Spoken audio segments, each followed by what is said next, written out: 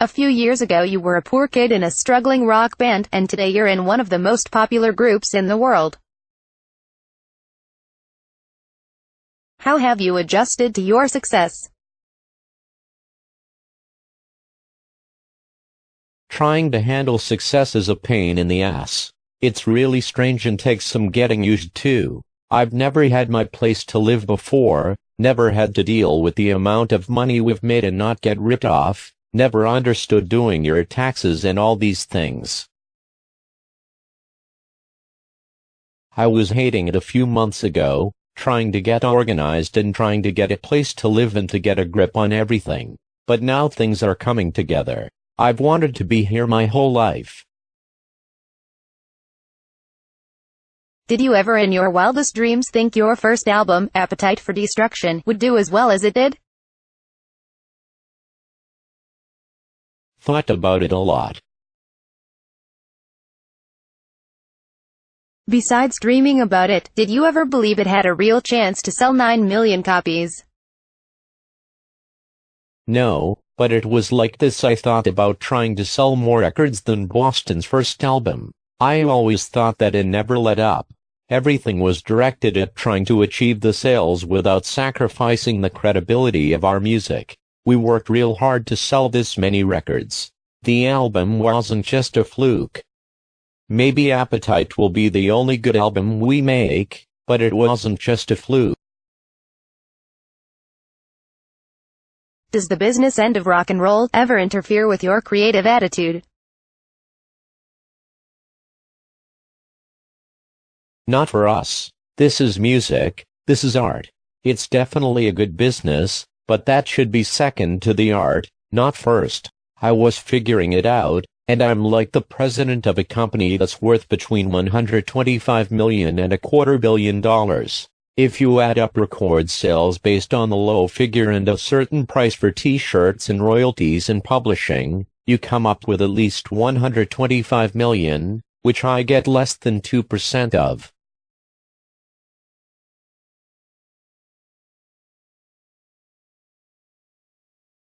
I like being successful. I was always starving. On the other side, when it came to people with money, it was always the rich. Fuck them, but I left one group and joined another. I escaped from one group where I was looked down on for being a poor kid that doesn't know shit, and now I'm, like, a rich, successful asshole. I don't like that. I'm still just me, and, with a lot of people's help, the group was able to become a huge financial success. None of us were the popular kids in school, we were all outcasts who got together and pooled our talents.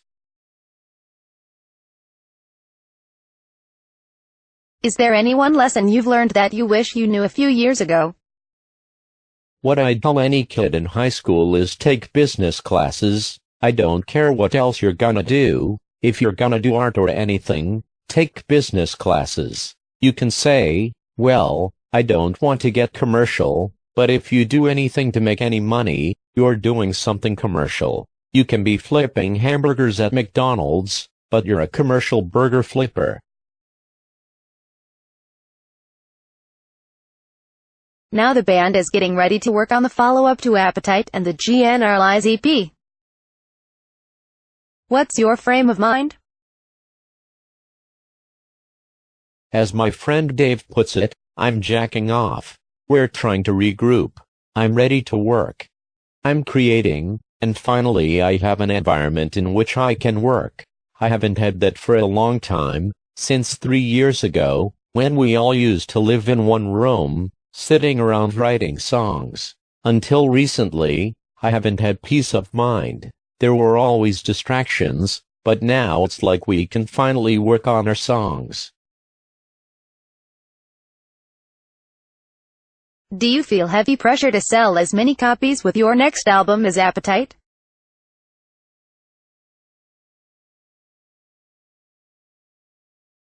We have 2 records out, both of them in the top 10, and everybody wants another record immediately. They all say, let's milk this sucker. It would be nice to outsell that album. A lot of groups are trying to outsell it. For a debut, It was the highest-selling album in the history of rock and roll, definitely in America, but I'm not sure that's true worldwide.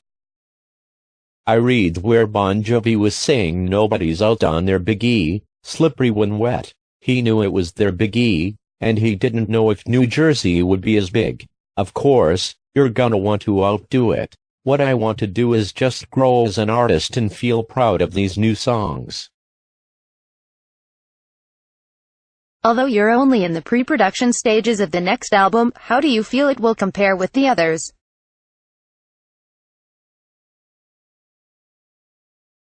The next record will definitely be much more emotional. I try to write so the audience can understand what emotions I was feeling. Also, I think the songs are worded in a way that a great number of people will be able to relate to the experiences. It's not so personalized that it's only my weird, twisted points of view. We hope to make a very long record. It would be nice to make one that's 76 minutes long, a 76-minute CD, with varied styles. The most important songs at this point are the ones with piano, the ballads, because we haven't really explored that side of the band yet. They're also the most difficult songs to do, not difficult to play, but to write and pull out of ourselves. The beautiful music is what really makes me feel like an artist. The other, heavier stuff also makes me feel like an artist and can be difficult to write. But it's harder to write about serious emotions, describing them as best as possible rather than trying to write a syrupy ballad just to sell records. Any specific titles for the next album you can talk about?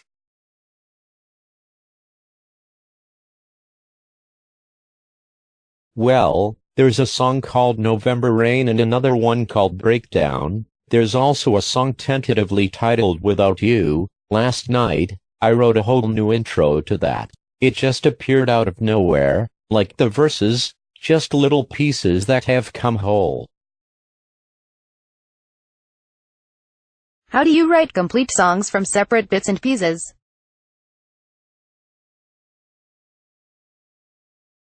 They'll just show up.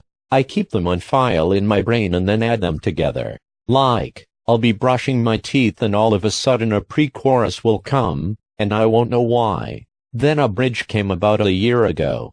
6 months ago another part came. Last night a whole intro came. When I was writing it, I wasn't planning on putting it with this song, but all of a sudden it just flowed. The GNR Lies EP surprised a lot of people because of its emphasis on acoustic material. Aren't you afraid that some people may be turned off by the band straying from the sound that got them to the top?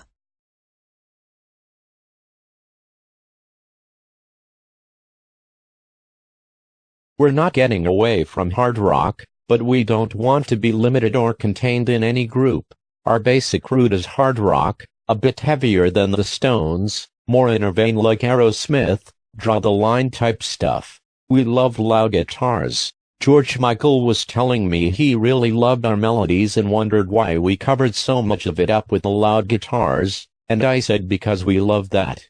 I told him he should put some more loud guitars in his music. He has such beautiful melodies, and it'd be nice to hear some loud guitars in there. At the same time, I have my favorite symphony pieces, orchestra pieces if you will.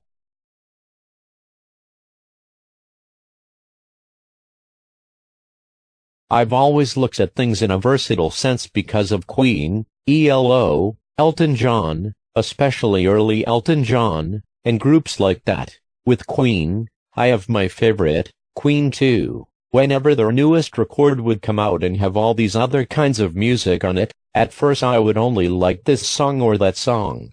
But after a period of time listening to it, it would open my mind up to so many different styles. I really appreciate them for that. That's something I've always wanted to be able to achieve. It's important to show people all forms of music, basically try to give people a broader point of view.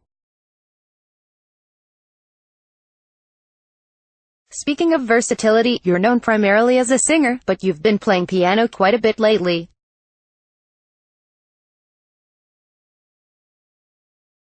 I've played piano my whole life. I took lessons, but I only really played my lesson on the day of the lesson. All week long, I would sit down at the piano and just make up stuff. To this day, I still can't really play other people's songs, only my own.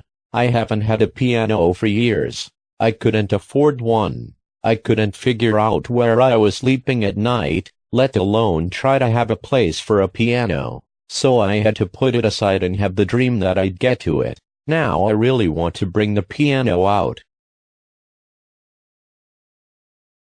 So far the song that's inspired the most controversy in the band's short career has been One in a Million. How did you come to write that song? One in a Million was written while sitting in the apartment of my friend West Arkeen, who's like the sixth member of the band. I wrote it at his house, sitting around bored, watching TV. I can't really play guitar too well, I only play the top two strings, and I would write a little piece at a time.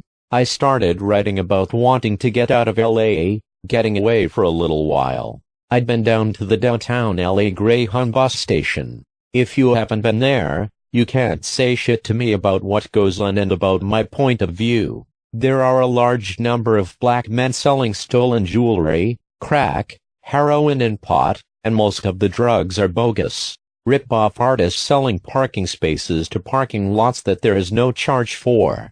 Trying to misguide every kid that gets off the bus and doesn't quite know where he's at or where to go. Trying to take the person for whatever they've got. That's how I hit town.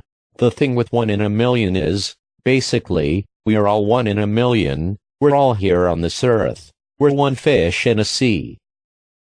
Let's quit fucking with each other, fucking with me. The lyrics have incited a lot of protest, so let's go over them line by line. Let's start with one of the verses, police and niggers, that's right, get out of my way, don't need to buy none of your gold chains today.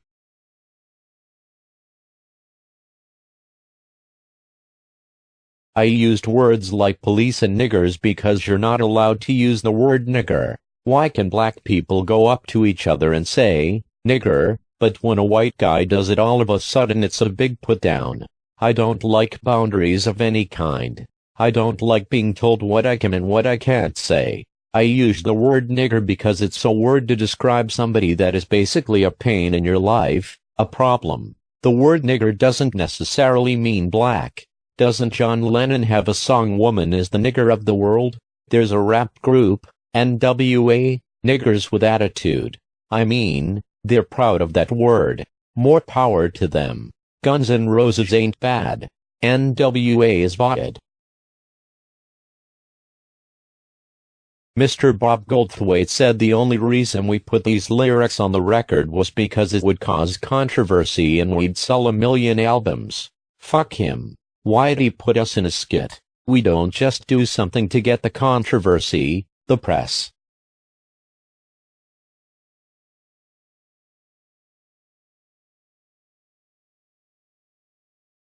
How about the next verse? Immigrants and faggots, they make no sense to me, they come to our country, and think they'll do as they please.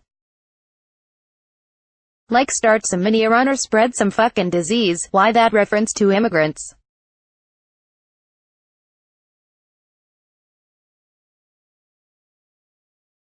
When I use the word immigrants, what I'm talking about is going to a 7-Eleven or Village pantries. A lot of people from countries like Iran, Pakistan, China, Japan, etc. get jobs in these convenience stores and gas stations. Then they treat you like you don't belong here.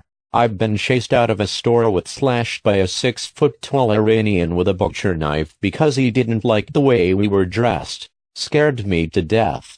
All I could see in my mind was a picture of my arm on the ground, blood going everywhere. When I get scared, I get mad. I grabbed the top of one of these big orange garbage cans and went back at him with the shield, going, come on, I didn't want to back down from this guy. Anyway, that's why I wrote about immigrants. Maybe I should have been more specific and said, Joe Schmolla do at the 7-Eleven and faggots make no sense to me, that's ridiculous. I summed it up simply and said, immigrants. How about the use of the word faggots? I've had some very bad experiences with homosexuals. When I was first coming to Los Angeles, I was about 18 or 19. On my first hitchhiking ride, this guy told me I could crash at his hotel. I went to sleep and woke up while this guy was trying to rape me. I threw him on the floor. He came at me again. I went running for the door. He came at me. I pinned him between the door and the wall. I had a straight razor, and I pulled the razor and said, "Don't ever touch me. Don't ever think about touching me. Don't touch yourself and think about me." Nothing. Then I grabbed my stuff and split with no place to go, no sleep, in the middle of nowhere outside of St. Louis. That's why I have the attitude I have. Are you anti-homosexual then?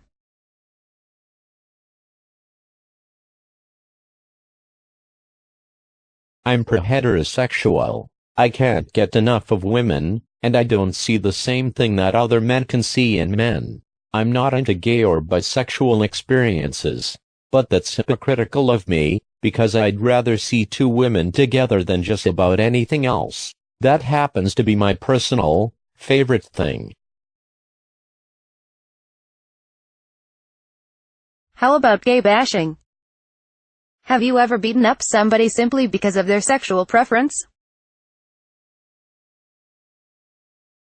No, I never have. The most I do is like, on the way to the Troubadour in Boys Town, on Santa Monica Boulevard, I'll yell out the car window, "Why don't you guys like pussy? 'Cause I'm confused. I don't understand it." Anti-homosexual? I'm not against them doing what they want to do as long as it's not hurting anybody else and they're not forcing it upon me. I don't need them in my face or, pardon the pun, up my ass about it. The 1 in a million lyrics about faggots who spread some fucking disease got GNR bounced from an AIDS benefit in New York by the gay men's health crisis. One of the groups that was involved with putting on the show. How did you feel about that? We're in no way associated with the gay men's health crisis, except that David Geffen is on the board of directors for the concert and he's the owner of our record company. We were asked to do this, and we wanted to contribute some money to help stop a deadly disease that's killing humans of all kinds. A friend of mine who's homosexual and was largely responsible for the record companies taking notice of us was upset about it because we didn't even get a chance to clear ourselves, to make good. AIDS is something very scary. The concert was something we wanted to do and felt it was important to do, but we were denied the opportunity. We were even denied the opportunity to say anything about it. It was just publicly announced that we weren't allowed to do it because the gay men's health crisis wouldn't let us. I don't feel they have the right to deny the money and attention they would have gotten from us playing. It's pride, it's ignorant, and it's childish. Women seem to be one of the more popular subjects with Guns N' Roses. Are you a romantic kind of guy? I'm a person that has a lot of different relationships. It's really hard to maintain a one-on-one relationship if the other person is not going to allow me to be with other people. I have a real open, hedonistic, sexual attitude. Just 'cause you're not totally in love with a person doesn't mean you don't like them. You can think they're attractive, and you want to touch them, have a great time with them. Maybe at that moment you are in love. I think love and lust go hand in hand, like good and evil. One without the other is not complete, but I don't tell someone I'm in love with them if I'm not. I never have. You would describe yourself as promiscuous then? I have sex as often as possible. Don't you ever think about contracting AIDS? Yeah, but I also live in a city that's supposed to get the big quake any day. You can get killed on the freeway in a drive-by shooting, the food's irradiated, there's a million ways to go out.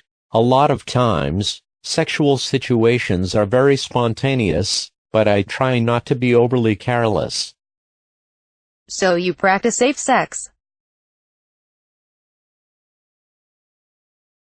Practicing safe sex. I like the word practice. It means keep doing it, keep repeating the process, get it right. Practice makes perfect. I don't know if it'll get perfect, but you can get a lot better. Just keep practicing.